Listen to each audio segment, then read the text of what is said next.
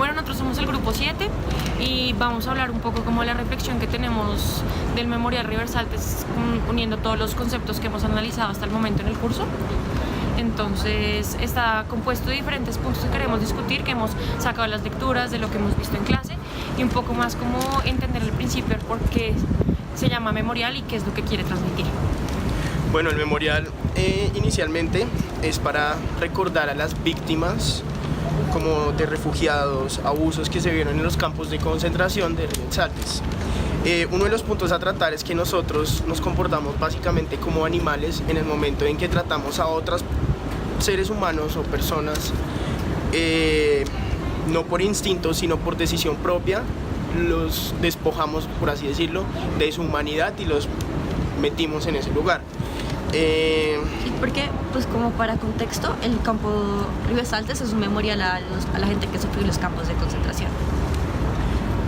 Digamos que hay una frase que dice que cuando el ser humano se corrompe se vuelve un mono, pero nosotros frente a eso creemos que un mono actúa por instinto, un animal actúa por instinto porque simplemente no está queriendo ser malo, simplemente es instintivo. Nosotros estuvimos conscientes de lo que hacíamos, nosotros sabíamos que estábamos despojando de la humanidad a ciertas personas al meterlas ahí y al darles esos tratos inhumanos, e igualmente los hacíamos.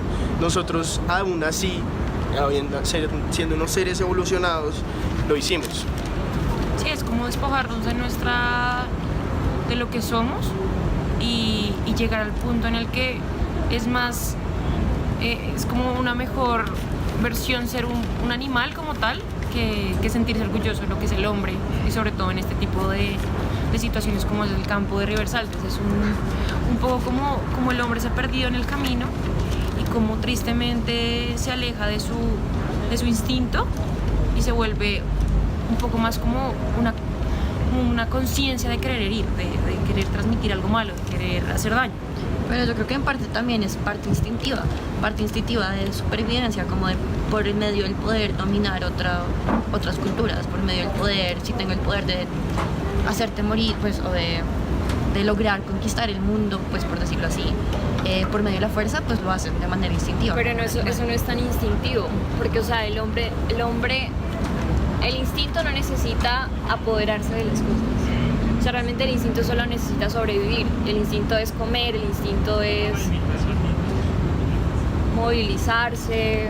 Digamos que también a eso va muy relacionado como la evolución. O sea, en la evolución se supone que nosotros dejamos de ser seres instintivos y empezamos a ser seres racionales. Seres racionales, ¿qué quiere decir? Que pensamos antes de actuar y que también contemplamos nuestras acciones. De hecho, eso también puede ir relacionado con la forma en la cual está construido el memorial.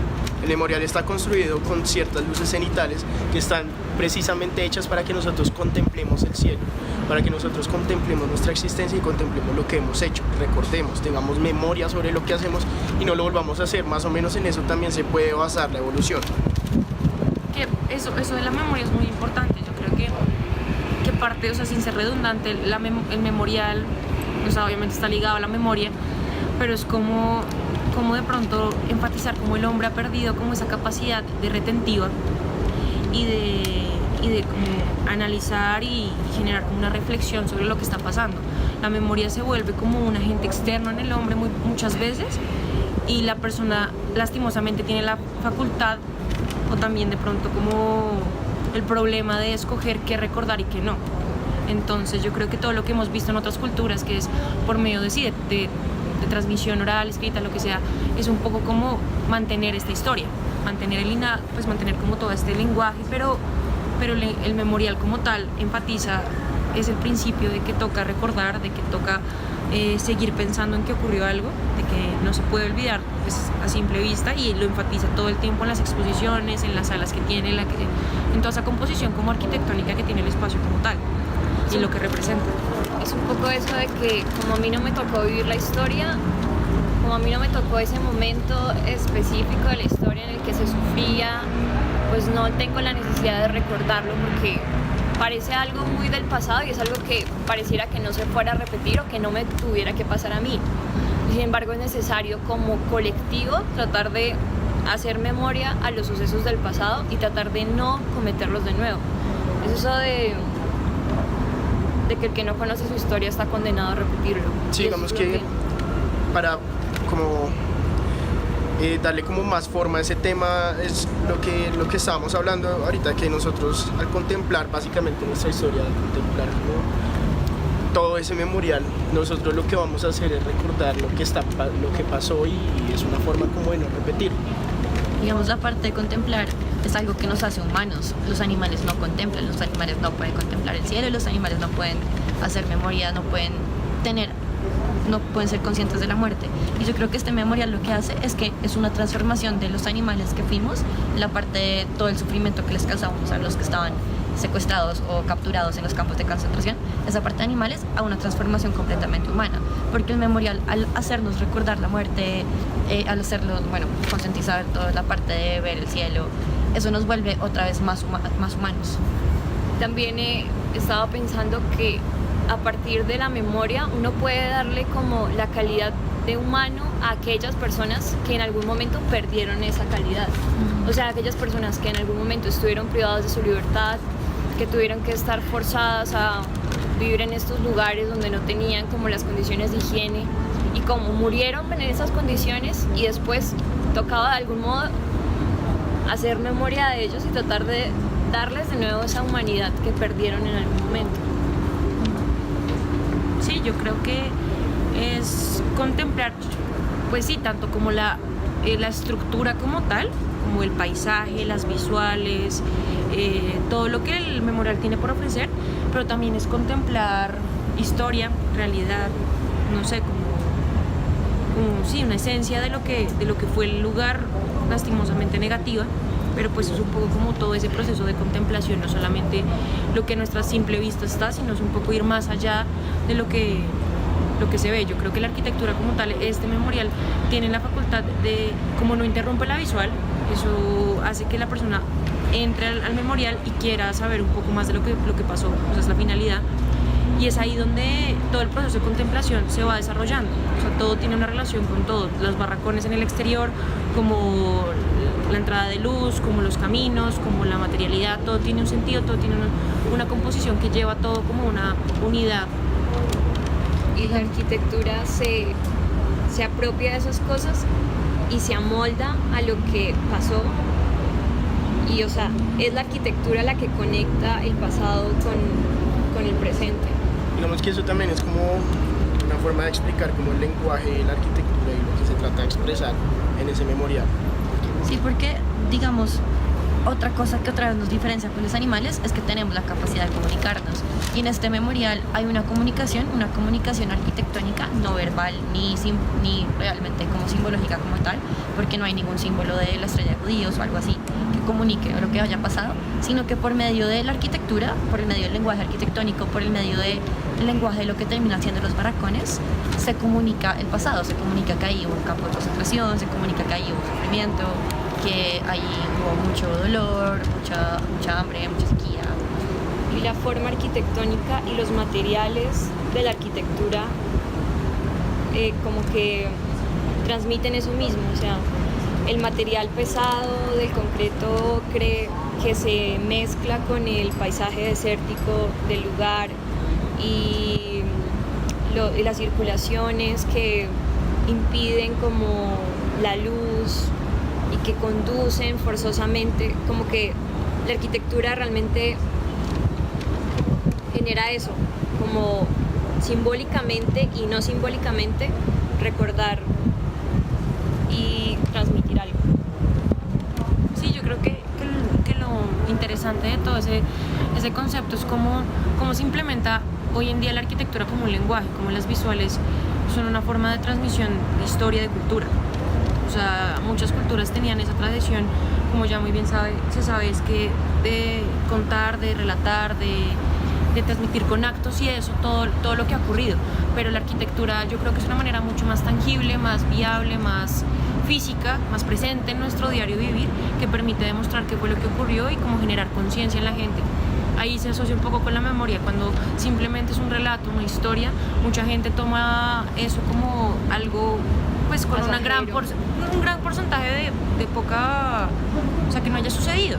Y eso lo hemos visto con el holocausto. El holocausto por muchas culturas simplemente un montaje, una fachada a algo que no fue así, que en verdad no ocurrió, y es tristemente lo que yo creo que esos memoriales tienen que recordarle hoy en día a nuestra sociedad, que es algo que tristemente sí pasó, que es algo que debemos recordar y que debemos apreciar, y ahí es donde se aprecia tanto como la arquitectura, todo lo que se compone la arquitectura y todo lo que se compone este memorial, y también un poco como entender y aprender, reflexionar de lo que pasó. Vamos, esa parte que tú dices de reflexionar lo que pasó hace que la arquitectura del memorial sea una arquitectura con un uso, con un objetivo más colectivo que individualista. Y la arquitectura, por lo que aprendimos en el curso de arquetipos, es que parte de lo colectivo, no desde el individualismo. Entonces aquí está perfecto, aquí es como un ejemplo perfecto de eso mismo. Sí, cómo como se va de creando la hecho en arquitectura. conjunto para una comunidad, para una sociedad, para un colectivo. Y el deseo del hombre de trascender. Sí, es un poco eso. Yo creo que eso también se puede asociar un poco con lo que los arquitectos de este proyecto trataban de marcar en el memorial, y era que ambos luchaban contra esta arquitectura tradicionalista, contra esta arquitectura que se trataba un poco más de lo privado, de lo particular, y trataron de presentar un proyecto en el que se enfatizara un poco más lo colectivo, como una situación que afectó a una gran cantidad de personas, y es donde yo creo que Ricciotti cogió el proyecto, en especial él, implementó toda esa arquitectura revolucionaria que tiene él y generó como este cambio radical en lo que tenemos como arquitectura, y mostró esta estructura muy sencilla, porque en verdad como concepción arquitectónica es muy simple, mostrando cómo de por sí la arquitectura es el resultado no solamente de la construcción como tal, sino de cómo funciona con el entorno, de cómo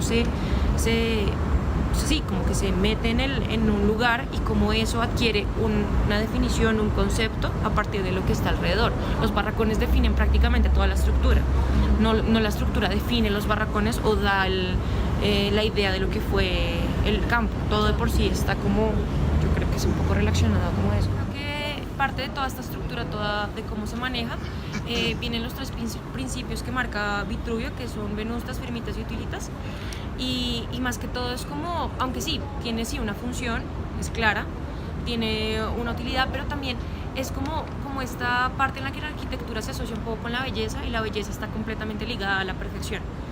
La estructura obviamente es simple, no podemos decir que es perfecta, pero es un poco como demostrar esa imperfección, como esa perfección que hay en todo lo imperfecto que tiene el campo como tal. Toda esa historia tan triste, tan melancólica, tampoco como perfecta, digamos, se ve enmarcada en un espacio en el que hace que todo ese desastre como que adquiera como un significado y como un sentido, que se vea todo conjunto en una estructura que conforma todo como una belleza.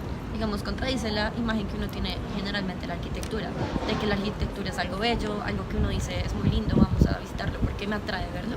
Esto es completamente diferente, son colores opacos, la mitad de un desierto, donde hay ruinas de lo que fue un campo de concentración, donde el memorial ni siquiera se ve porque está enterrado. Es como algo que no está en lo que es nuestra concepción de bello, pero al mismo tiempo es bello.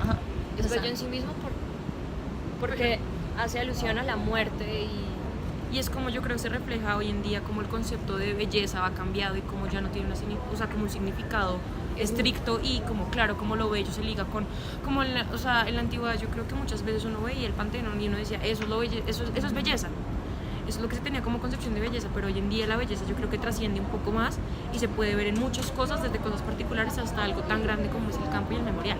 es muy relativa igual. Empieza como todo eso así, ser relativo. digamos.